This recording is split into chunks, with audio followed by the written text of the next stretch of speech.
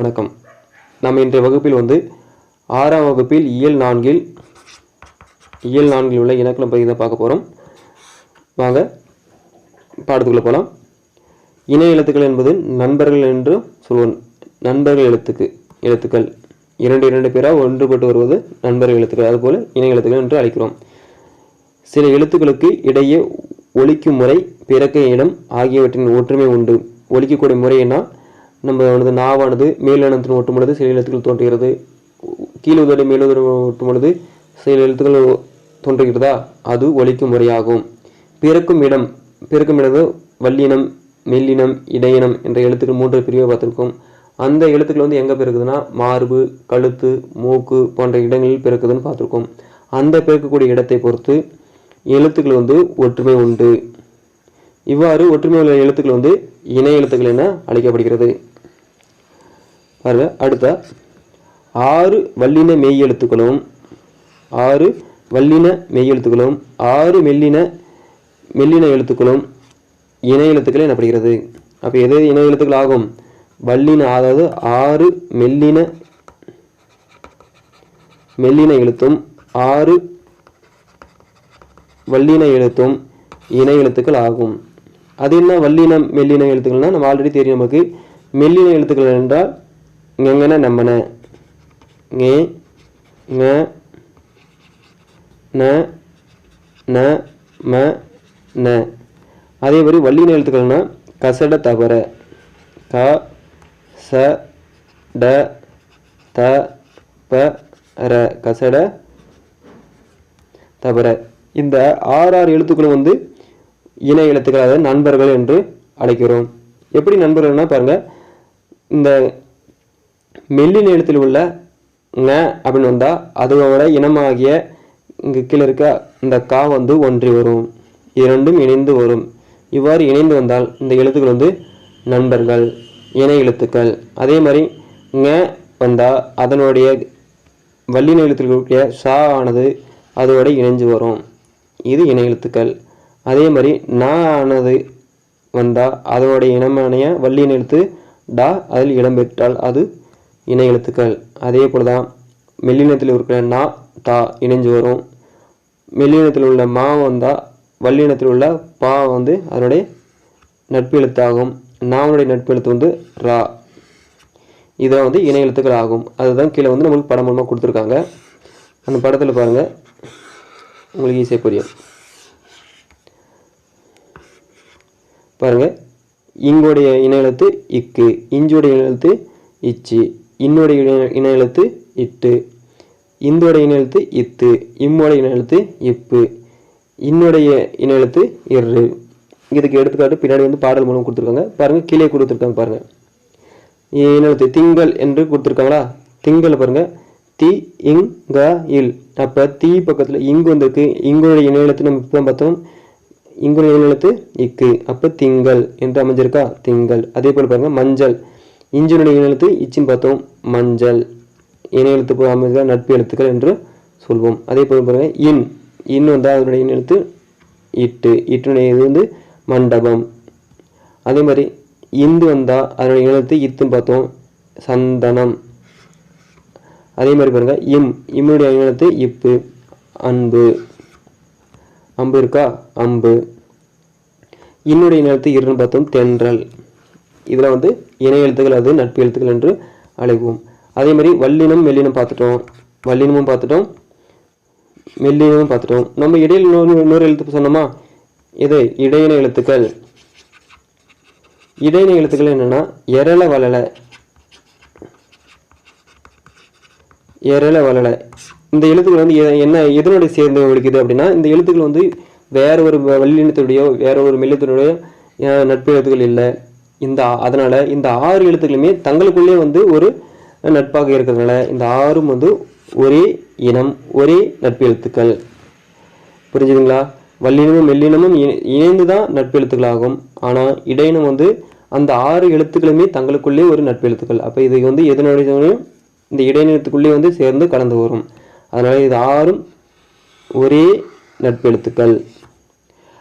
அதே மாதிரி நம்ம அடுத்து என்ன பார்க்கணும்னா உயிரெழுத்துக்கள். உயிரெழுத்துக்கள் நம்மளுக்கு தெரியும், எத்தனை 12 எழுத்து இருக்குது. அ ஆ இ ஈ இப்படிப்பா இருக்கும். இந்த எழுத்துக்கள் வந்து ஒரு நெடில் ஒரு குறில் ஒரு நெடில் ஒரு குறில் ஒரு நெடில் அப்படின்னு மாறி மாறி இருக்கா. இந்த எழுத்துக்கள் வந்து ஒரு குறிலோட ஒரு நெடில் வந்து சேர்ந்து தான் உயிர் எழுத்துக்கள் வந்து நட்பெழுத்துக்கள். ஒரு குறில் உயிரோட ஒரு நெடில் உயிரெழுத்து சேர்வது நட்பெழுத்துக்கள் ஆகும். அதுவும் கீழே கொடுத்துருக்காங்க, பார்க்கலாம் வாங்க. பாருங்க.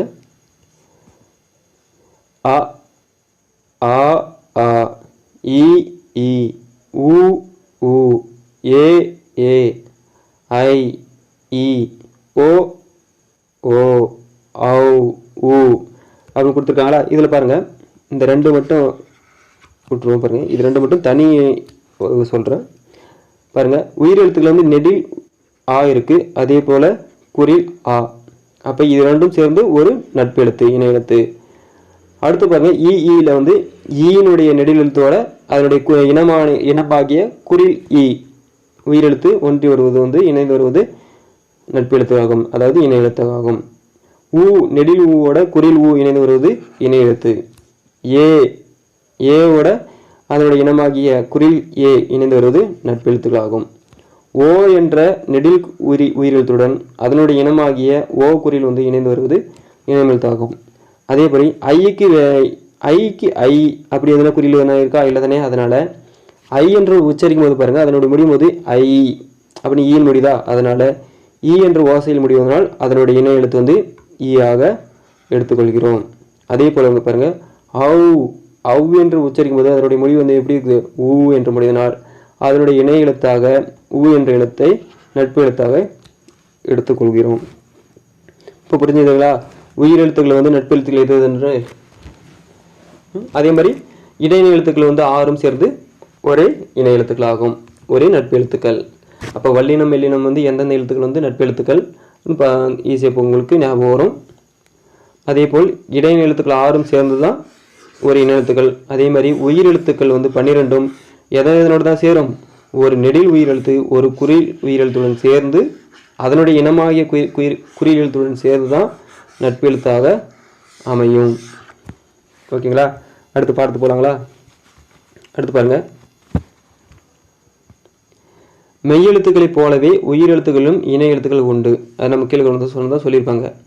உயிரெழுத்துக்களின் குறிலுக்கு நெடிலும் நெடிலுக்கு குறிலும் இணை எழுத்துக்கள் ஆகும். அதாவது உயிரெழுத்துக்களில்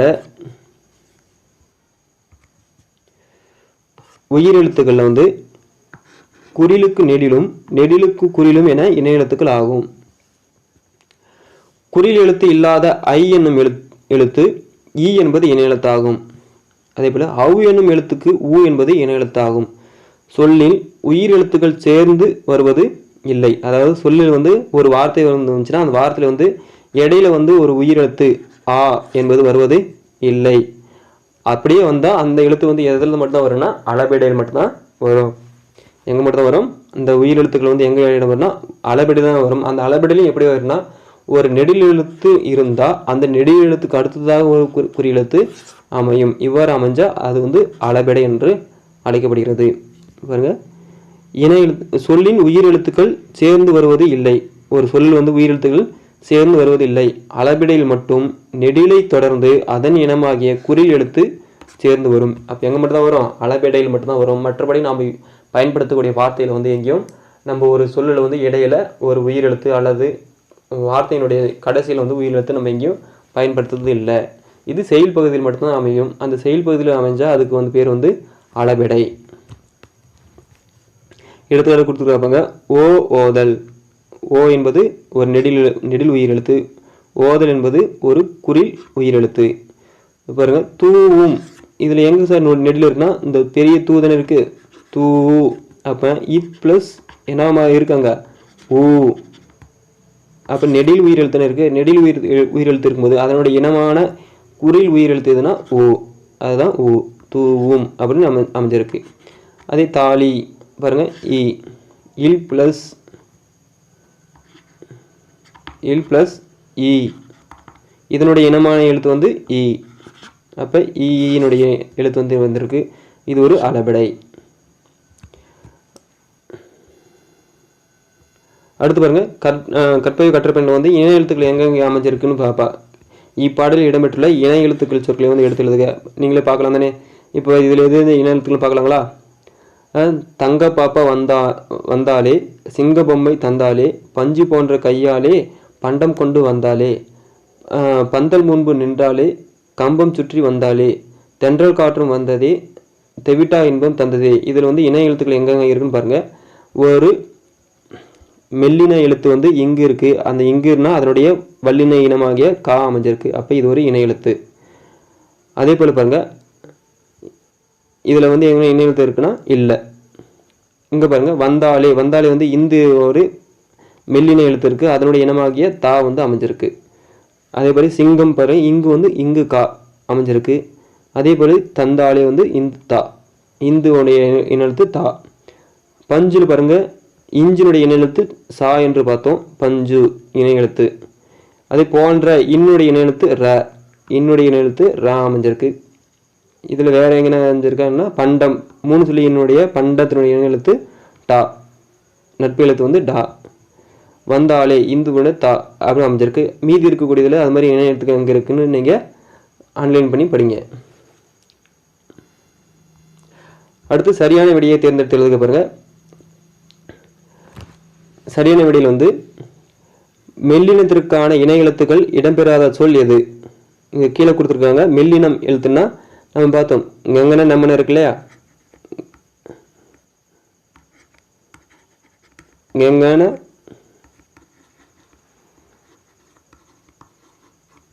என்ன எழுதலையே. மெல்லின இனத்திற்கான இணை எழுத்து இடம்பெறாத சொல் எது? மெல்லினத்திற்கான இணை எழுத்து இடம்பெறாத சொல் எது அப்படின்னு கொடுத்துருவாங்க. மஞ்சள், வந்தான், கண்ணில், தம்பி. இதில் எது வந்து மெல்லின இனத்திற்கான இணை எழுத்து வந்து இடம்பெறாத சொல்லும் பாருங்க. இஞ்சிக்கு இணை எழுத்து சா வந்திருக்கு, அப்போ இது இல்லை. அதே மாதிரி இந்தனுடைய இணை எழுத்து தா அமைஞ்சிருக்கு, அப்போ இதுவும் இல்லை. கண்ணில், எது கண்ணில் தம்பி அப்படின்னு அமைஞ்சிருக்கா. இம்முடைய இணை எழுத்து பா, பி அமைஞ்சிருக்கு, இதுவும் கரெக்ட் தான். அப்போ இந்த இதில் தான் வருங்க இன்னு அமைஞ்சிருக்கு. அப்போ இன்னுடைய இணை எழுத்து என்ன அமைஞ்சிருக்கணும்? டா. இன்னுடைய இணை எழுத்து என்ன அமைஞ்சிருக்கணும்? டா அமைஞ்சிருக்கணும். டா அமைல நீ அமைஞ்சிருக்கு, அப்போ இதுதான் இடம்பெறாத சொல். அதே பாருங்க, அது அடுத்து வந்து தவறான சொல்லி வட்டமிடுக. இதில் எது தவறான சொல்லுன்னு கண்டுபிடிக்கலாம். இன்னுடைய இணை எழுத்து டா அமைஞ்சிருக்கு, சரியாக இருக்குது. இன்னுடைய இணை எழுத்து என்ன இருக்குன்னா இந்த ரா அமைஞ்சிருக்கணும், இது இடையின ரா அமைஞ்சிருக்கு. நண்டு இன்றுடைய டா வகை அமைஞ்சிருக்கு, இதுவும் சரிதான். வண்டு இன்னுடைய இணை எழுத்து டா டூ அமைஞ்சிருக்கு, வண்டு சரியாக இருக்குது. அப்போ வென்றான் என்பதில் ஒரு இடையின ரா அமைஞ்சிருக்கு, அப்போ இதுதான் தவறான சொல். ஓகேங்களா. அடுத்து பின்வரும் சொற்களை திருத்தி எழுதுக. தென்றல், கண்டம், நன்றி, மண்டபம். இதில் வந்து என்ன ஆகுதுன்னா இந்த ரா இருக்கிறதுனால இங்கே என்ன வந்திருக்கணும்? 3 சொல்லி இன்னும் வந்திருக்கு, அப்போ 2 சொல்லி இன்னும் தான் வரணும். தென்றல். அடுத்து கண்டம் இருக்குது, அப்போ டா வந்தால் என்ன வரும்னா 3 சொல்லி இன்னும் அமைஞ்சிருக்கணும், அப்போ கண்டம். நன்றி இன்னும் வந்தால் இந்த இடையின ரா அமையக்கூடாது, இந்த வல்லின ரா அமைஞ்சிருக்கணும், அப்போ நன்றி. இந்த மண்டபத்தில் என்ன மாறணும்? கமெண்ட் பண்ணுங்கள், எழுதி பாருங்கள். அடுத்தா மொழியை ஆல்பம் பகுதி பார்க்க போகிறோம். மொழியை ஆல்பம் பகுதியில் வந்து பரிசனம் கொடுக்குறது ஒரு திருக்குறள் கொடுத்துருக்காங்க. யாதோனும் நாடாமல் ஊராமல் என்னொருவன் சாத்துணையும் கல்லாதவாறு. யாதோனும் நாடாமல் ஊராமல், எந்த நாடும் எந்த ஒரு ஊரும் வந்து கற்றவனுக்கு வந்து அது தன்னுடைய நாடு போலவே. இந்த செய்தியை அறிந்த மக்களானவர் இந்த செய்தியை தெரிஞ்சும் ஆனால் கல்வியை கற்கிறதில்ல, இது ஏன்னு தெரியல அப்படின்னு திருவள்ளுவர் வந்து இந்த திருக்குறள் மூலம் கூறியுள்ளார். இது எந்த திருக்குறள் வந்துன்னா கல்வி என்ற திருக்குறள் அடிப்படையில் அமையுது, கல்வி என்ற அதிகாரத்தின் கீழ் அமையுது. அடுத்து பாருங்க, அடுத்து கொடுத்துருவது ஆற்றவும் கற்றார் அறிவுடையார் அஃதுடையார் நாற்றிசையும் செல்லாத நாடில்லை. அந்நாடு வேற்று நாடு ஆகா தமைவேயாம் ஆயினால் ஆற்றுனா வேண்டுவது இல். இதுலேயும் இந்த பழமொழி, இந்த பாடல் வந்து பழமொழி 400. இந்த பழமொழி 400 ஆசிரியர்னா அவை. இந்த பழமொழி நாடுகளிலும் என்ன கருத்து சொல்லியிருக்கோன்னா, கல்வியை கற்றவர்களுக்கு எந்த நாடு சென்றாலும் அந்த நாடு வந்து தன்னுடைய நாடு போலவே, அந்த நாடுல வந்து அவருக்கு வந்து வேறு நாடு போல ஆகாது என்ற கருத்து தான் இந்த பாடலையும் ஔவையார் குறிப்பிட்டுள்ளார். அடுத்து தொடர்களை நீட்டித்து இதெல்லாம் வேண்டாம். அடுத்து இருபொருள் தரக்கூடிய சொற்களை பயன்படுத்தி சொற்களை அமைக்க. இதில் வந்து நூல், மாலை, ஆறு, படி என்று இருக்கா. இதில் நூல் அவங்களுக்கு கொடுத்துருக்காங்க. ஆடை தைக்க உதவுவது நூல், அப்போ தைக்கக்கூடியது நூல். அதே போல் மூதுரை வந்து ஒரு அறநூல், மூதுரை என்பது ஒரு அறநூல் என்று கொடுத்துருக்காங்க. அடுத்து மாலை பாருங்க. மாலைக்கு என்ன வருதுன்னா, எங்கள் பள்ளியில் தினசரி மாலை நேரம் உடற்பயிற்சி வகுப்பு உண்டு. பள்ளியில் வந்து உடற்பயிற்சி வகுப்பு. அதே இன்னொரு சொல்லுவது எப்படி அமைக்கலாம்னா, மேடையில் மணமக்கள் வந்து மாலை சூட்டி கொண்டனர். மேடையில் மணமக்கள் மாலை சூட்டி கொண்டனர். அதே போல் ஆறு, இந்த ஆறுக்கு இரு பொருள் தரும்போது என்ன சொல்ல அமையலன்னா, வாரத்தில் 6 நாட்கள் எங்கள் பள்ளியில் செயல்படும். வாரத்தில் 6 நாட்கள் எங்கள் பள்ளி வந்து செயல்படும்.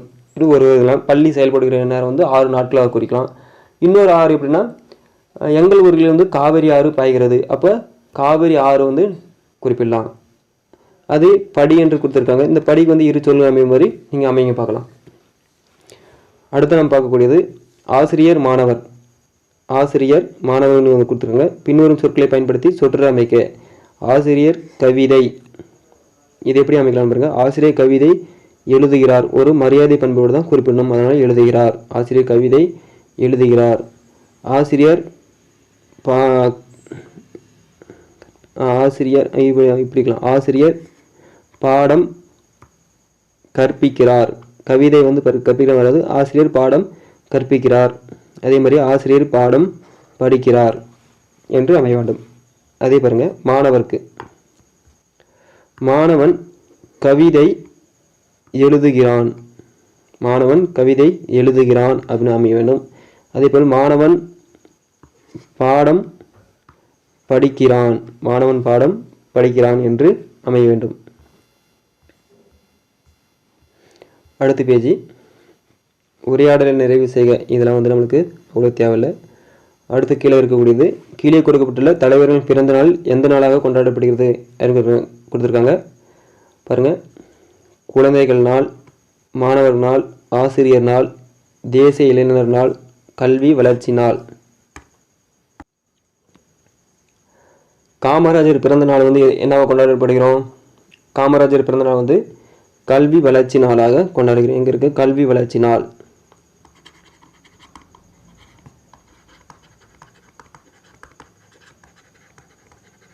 கல்வி வளர்ச்சி நாள். அதே போல் டாக்டர் ராதாகிருஷ்ணனுடைய பிறந்த நாள் வந்து நம்ம என்னவாக கொண்டாடுகிறோம்னா ஆசிரியர் நாள். அப்போ இங்கே போட்டுக்கலாம், ஆசிரியர் நாளாக கொண்டாடுகிறோம். இது ஒன்று. அடுத்து ஏபிஜே அப்துல் கலாமுடைய நினைவு நாள், பிறந்த நாள் வந்து என்னவாக கொண்டாடுகிறோம்னா மாணவருடைய நாள். என்ன நாள்? அப்துல் கலாமுடைய நாள் வந்து மாணவர் நாள். அதே போல் விவேகானந்தர் பிறந்த நாள் வந்து தேசிய இளைஞர் தினமாக கொண்டாடுகிறோம். அதேபோல் ஜவஹர்லால் நேரு பிறந்தநாள் வந்து குழந்தைகள் நாளாக நம்ம கொண்டாடுகிறோம். அடுத்த வந்து இணை எழுத்துக்கள் அமைந்துள்ள சொற்களை வட்டமிடுக. இதில் எது இணை எழுத்துக்கள்னால் உங்களுக்கு டவுட்டாக இருந்தால் ஃபஸ்ட்டு வந்து ஒரு மெல்லின எழுத்து எழுதிக்காங்க. மெல்லினம் என்பது ங, ந, ந, ம, ந. அதே மாதிரி வல்லின எழுத்து க, ச, ட, த, ப, ர. இதெல்லாம் ஒவ்வொரு இணை எழுத்துக்கள்.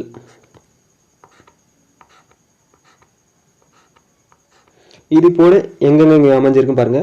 இங்களுடைய இணை எழுத்து கா அமைஞ்சிருக்கு, இது இணை எழுத்து.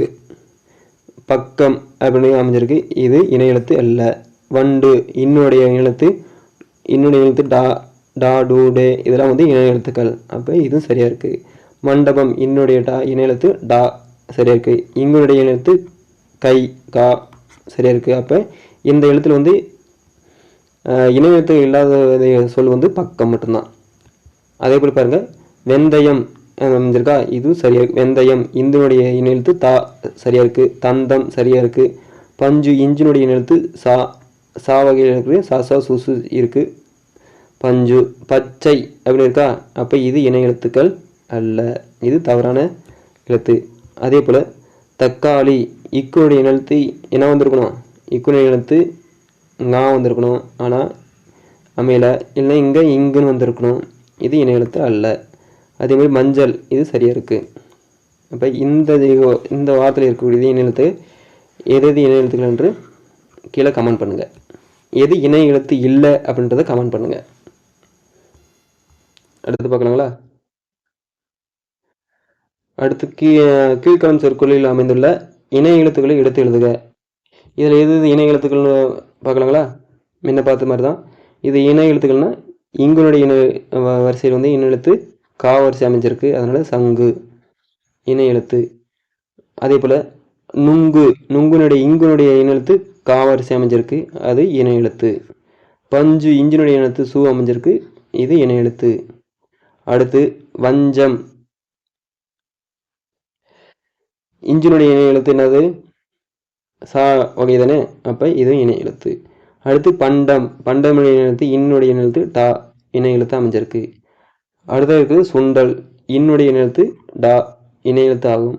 வண்டி இன்னுடைய எழுத்து டி வண்டி. அப்போ இந்த லைனில் இருக்கிறது அனைத்தும் இணை எழுத்து சரியாக உள்ளது. அடுத்து பந்தயத்தின் இணை எழுத்து இந்து தா இரண்டும் இணை எழுத்துக்கள். அடுத்து பந்தில் இருக்கக்கூடியது இந்து தூ இணை எழுத்துக்கள்.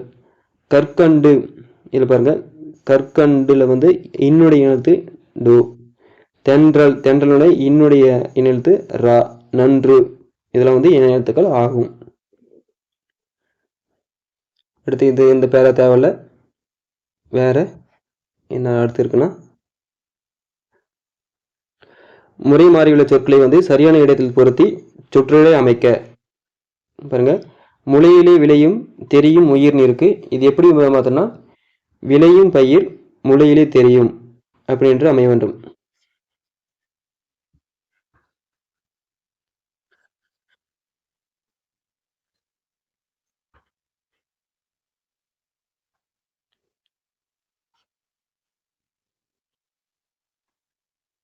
அடுத்து வந்து ஆக்குவோம் இல்லாமை கல்லாமை அப்படின்னு இருக்கா. இது என்னவா மாத்தோம்னா கல்லாமையை இல்லாமை ஆக்குவோம், கல்லாமையை இல்லாமை ஆக்குவோம்.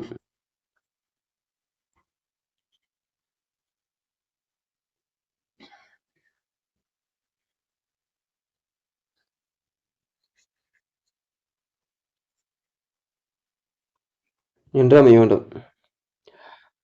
அடுத்து வேற என்ன இருக்கு பார்க்கலாம். என் பொறுப்பு இதெல்லாம் வேண்டாம்.